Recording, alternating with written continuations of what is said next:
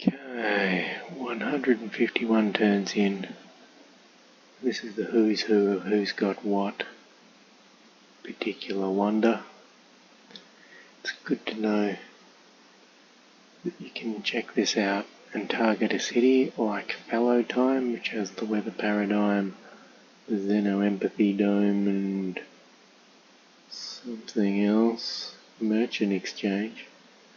Well worth capturing that city. My self-restriction is on building secret projects, not capturing them, which seems wholly fair and appropriate to me because it's too much of a restriction to say I can't capture them. Not building them, handing them over to them, that makes the game harder for me. And it also has a slightly practical purpose in that it's entirely conceivable that if I were playing this PvP with a group of very, very talented human people, that they would be grabbing all the secret projects and I would be getting denied. So it's good practice for that. Now,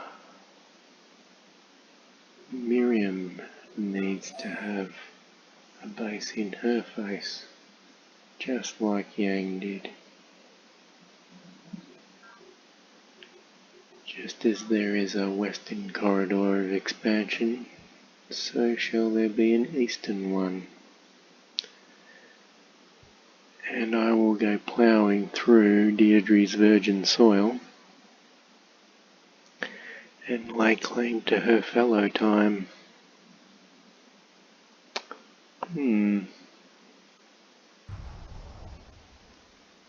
Operation Soften Up. Deirdre's fishery is very exposed to a person who has an oversized navy. Hopefully my oversized navy can clean up a few enemy cities around the place. Always attack, attack, attack, attack. Yes, if I can snag a few enemy cities. Some of Brother Lal's brotherly cities of brotherly love. That'd be sweet as, bro. They're in crappy spots though. I won't be able to grab his headquarters, I don't think. And the rest of them, Ocean Authority is in an okay spot. Should be able to grab it. They are, shall we say, less than ideal, however. Well, I have a bit of a navy, and it is scattered all over. If I were up against human players, I'd be a lot more paranoid about the exposure of my fine navy to nasty human tricks. I'd be much more likely to have convoys of military ships escorting every other kind of ship. Bunches of them floating around in blobs and forming walls and such things. But against the AI things are much more relaxed.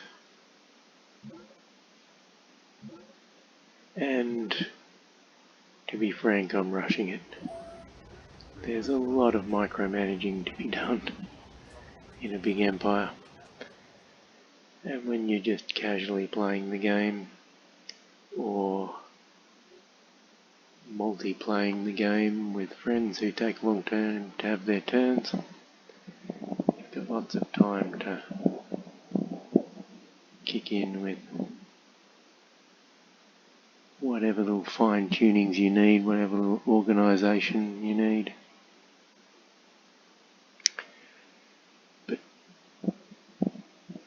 for this particular purpose of videoing a conquest on this scale on a huge map, I'm doing a little bit of rushing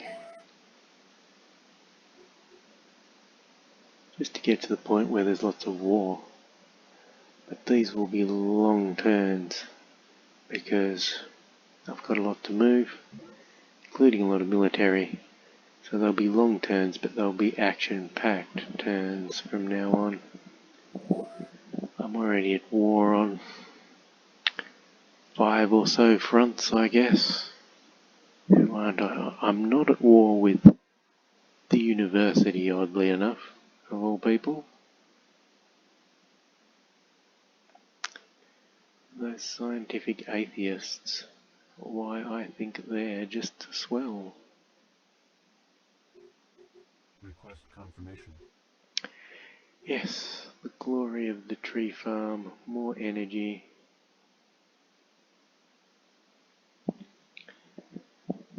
Very standard tactic of mine to be minimalist with buildings, to save on building upkeep, which is basically energy or cash. And that gives me more energy to throw around at other things. But my military factories will have buildings like bioenhancement or a naval or what have you, command centre, aero base, whatever they need.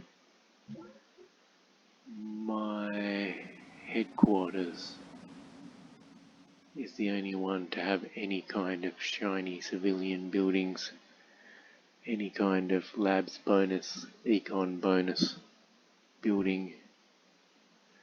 If you could call a hybrid forest and a forester building, any of that sort of stuff. Boom, into my headquarters it goes. For the simple reason that it multiplies the energy that goes into my headquarters.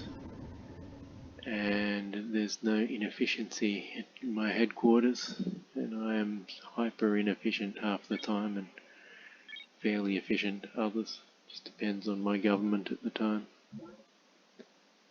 But just in case, I like to pump the energy straight into the HQ where none is lost, and then convert that into labs and econ as needed. It's a good system, I feel. I'm not doing it on a massive scale because I'm doing minerals on a massive scale. But I'm doing energy on a good enough scale. So, probe boats, yeah, I need to clear out some fungus, so I've got a nice slick probe boat run straight, yep, yang. That anchorage of the Spartans is in a good spot, since the university is my only friend. I can skirt through university territory.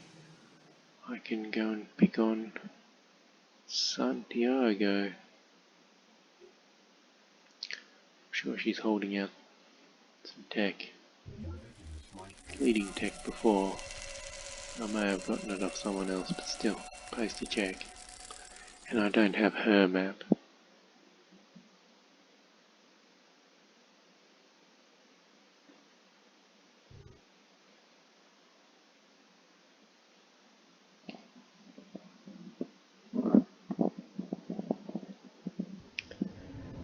Truly insane numbers of supply crawlers. If you look at the number I've produced, I've probably got 50 or 60 just lying around at any one time, whereas the number I've produced is insane because I am, of course, disbanding the majority of them that I make. But it really is wonderful to just be able to shuffle minerals from one city to another, which is effectively what I'm doing without any eco consequences, any eco damage. Production complete.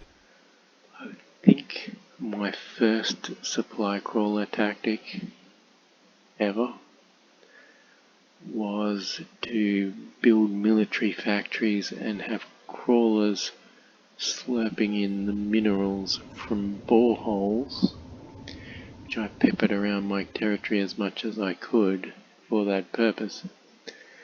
And I would end up with cities that had 40 or 50 mineral input and just epic levels of eco damage stacked on top of the massive eco damage that having large numbers of boreholes in existence will do. So I would build up, I would set that up, and then there would be a period where I could mass produce amazing amounts of troops in these massively productive cities, and then the world would flood and thousands of worms would come out of the planet and try and destroy those particular cities because they had 100 and something eco damage or some ungodly problem going on. Really did get insane. That's not the way to do it. You just keep pumping minerals even if you don't use boreholes. Even if you just use humble forests alone, you can just pump so much wood into a city that it will start to pollute.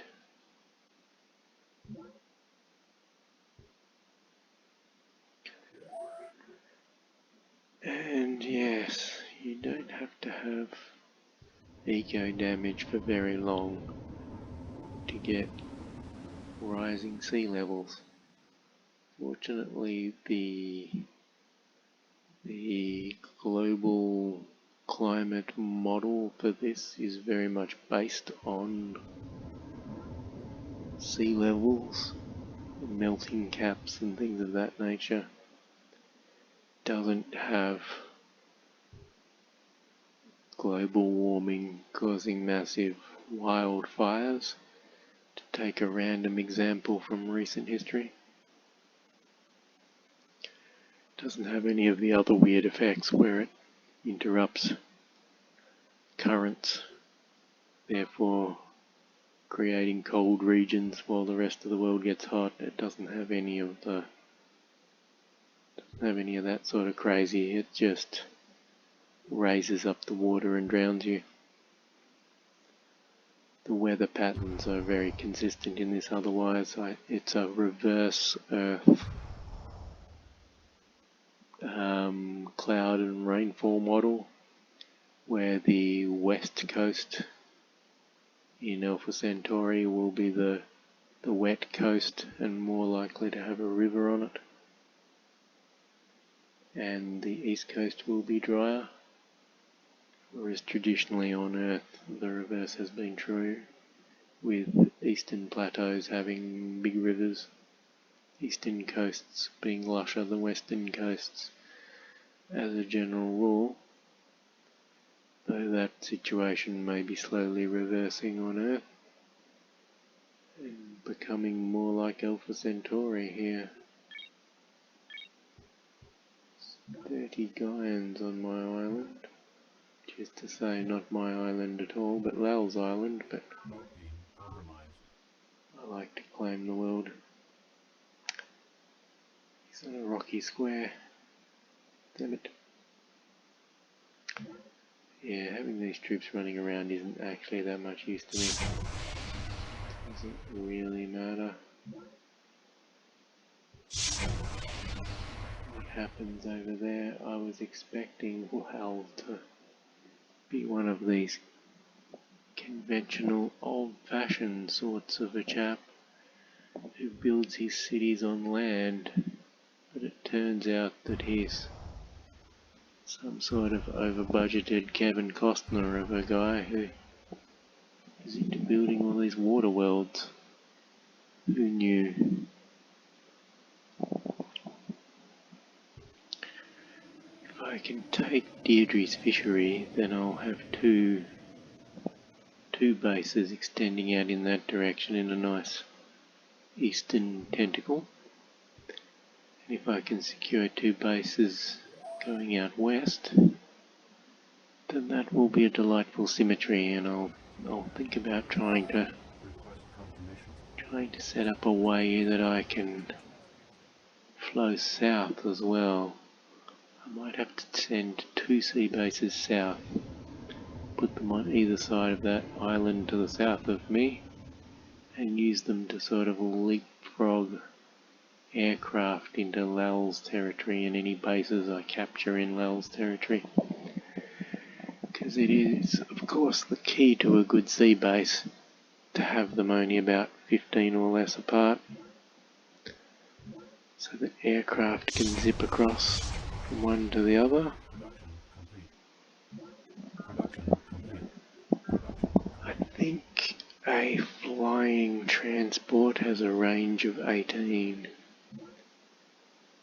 So if you keep them roughly 15 or so apart, you're pretty much fine. You can leapfrog interceptors, bombers, specialty aircraft from base to base, not helicopters obviously, and air transports, which are an interesting and useful little gadget that I don't know if I'll be able to use. You can't move a tank with an air transport. It can only haul one person, and it has to be a person. So a probe team or a soldier of some kind, one at a time, and you have to be able to sort of load them and unload them in a base or an air base.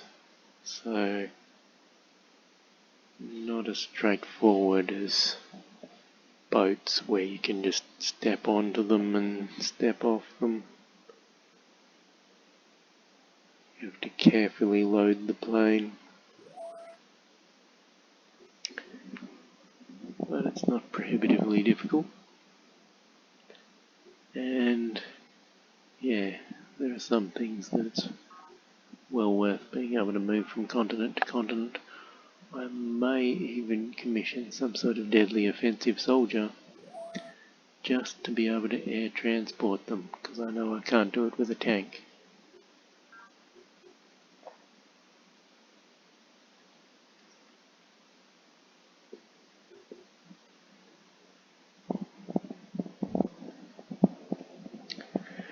My integrity is faithful.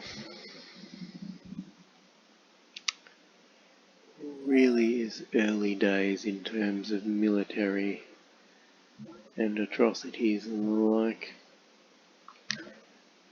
Atrocities themselves don't measure on that scale. The faithful that it's attributing to me is me sticking to truces and not breaking my word about attacking people I'm at peace with, yada yada yada. Basically everyone's been declaring war on me because I'm pure evil, which means in the official world narrative I'm the victim who's constantly having war waged on her poor little ginger head. Invalid terraform command. At least that's what my propaganda department will say. So, running out of terraforming to do on my mainland now. By Jove, it's a green jungle out there now. Pretty happy with my level of forestry. I think that's enough to negate all those terrible evil mines. What do we got here? 42 becomes 57 thanks to a tree farm,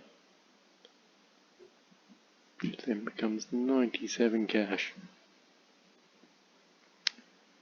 Don't mind if I do.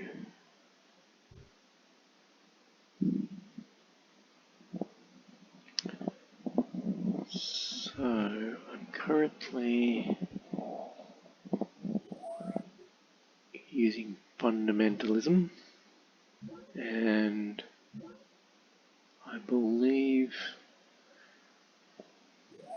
planned economy is pretty useful early on.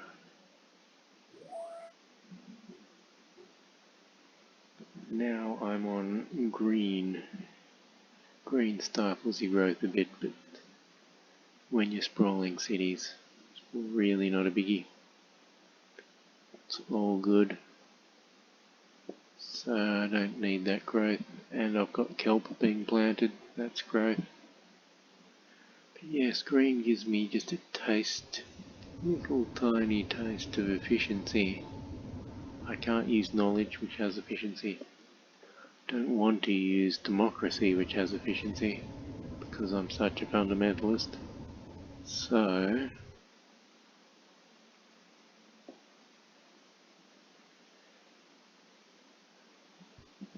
the trick is to use green, 2 points of efficiency, 2 points of planet, and a loss of growth.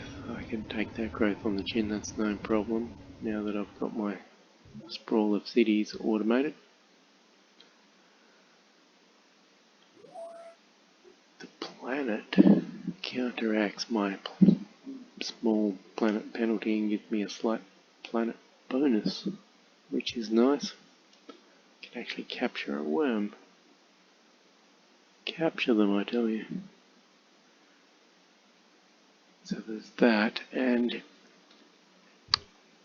it's worth considering that your planet score, as well as being your worm capture, doesn't affect Psi combat, but it affects the chance that you'll just outright capture a wild worm before cranking up an actual combat each time. That's good, but it also factors into the formula that calculates your eco damage.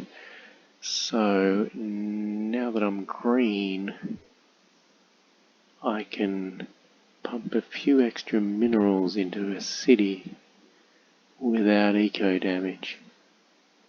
Your greenness factors into that formula in a mind-meltingly complicated way,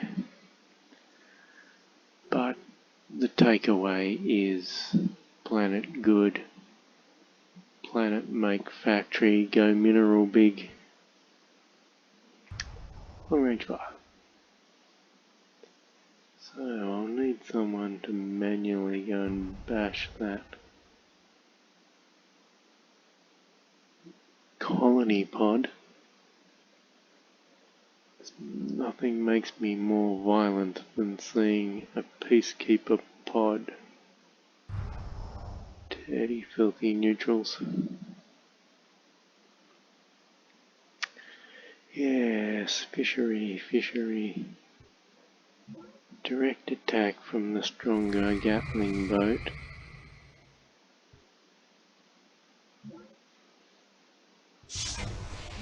Vamp. She's got some solid defenders in there, as you might expect, but she does not like me anymore. Thought we were going to be besties and bond over the fact that I love forests so much, and then I turn up at her place and she's one of these hipster dropkicks who insists on putting fungus everywhere. Look at me, I'm fungus girl. I'm too good for forest. Into this hippie alien fungus shit. If it wasn't for that city that has 3 wonders in it, I'd be reluctant to capture any of her cities because they're up to their ears in funguses.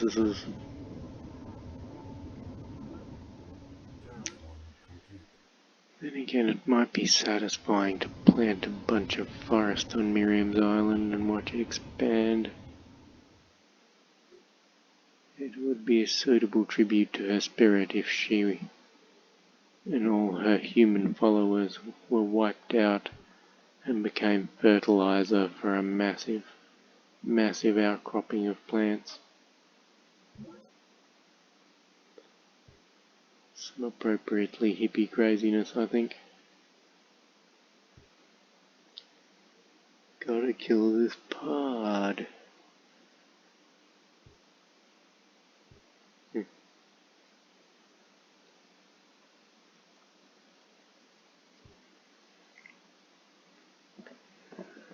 154 turns, these are long turns. It's a well-defended city. Interesting. Fortunately, I have a silly-sized navy. Okay, what do we got? Yang map. Okay. Well, that filled in some gaps. The missing chunk of Spartan city that was dark. Yeah, Yang knew about that. I've got that now. know all of Yang's southern cities. It's a useful map, but I'd prefer the tech. Some kind of tech. But yeah, boat probe teams, I mean, I prefer lots of land. Having the big massive land war is great fun, but I would debate that probe teams are more effective at sea. Land probe teams are perfectly good, and you can make fast buggy probe teams just for the strike speed. But by Jove, the sea-based ones are excellent. And you can make even faster sea-based ones by having like a battleship probe team, but a little bit more expensive. You don't go expensive on a trip that might die on the spy mission as much as by an actual encounter with a worm.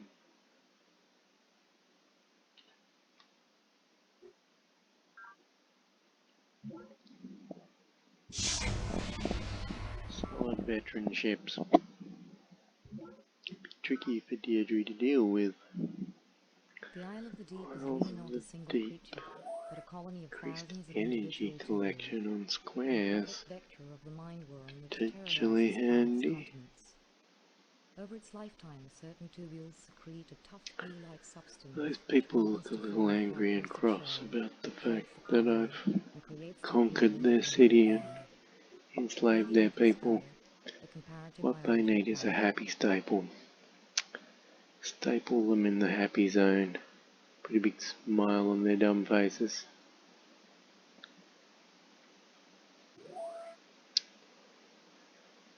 Oh, what do we got?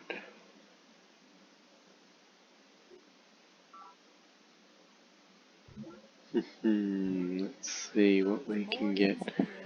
Planetary economics. So there's the possibility of getting aircraft out of an artifact if you save them up until you're at the top of the tech of who's who. Let's crank out one of these Until quite recently, bad Saharan boys. silk Silk had the steel highest armor. tensile So I strength didn't get of any aircraft, but substance known to man, and the name silk steel pays homage to the arachnid for I good did get some reason, cool which the non-slouchy Greenlaw kind of UN gear. scientists Level 4 armor is decent. Production complete. Definitely have some ships with level Terminal 4 complete. armor. Production complete. Missiles and silk steel, that's pretty decent. Maybe I should. Tanks are less important on a watery map, so I tend to sort of skip a generation of tank. As a result, my tanks are a little bit weak at the moment, but it's all good. Mark 1 tank. Seek out and destroy that pod. We don't want more lels. Chip off the old block, little baby lels running around. Here's a silly person. We don't need more of him. Yes, 22:55 at last. I think we can wrap it up around here. We are looking good. Got some lel boats to kill. Serious navy. On our way to conspiring our way to having an air force with which to kill just about everyone. And lots of map reveals, so I know where everyone is. I've just got to get round to going and killing them, and that'll be next video.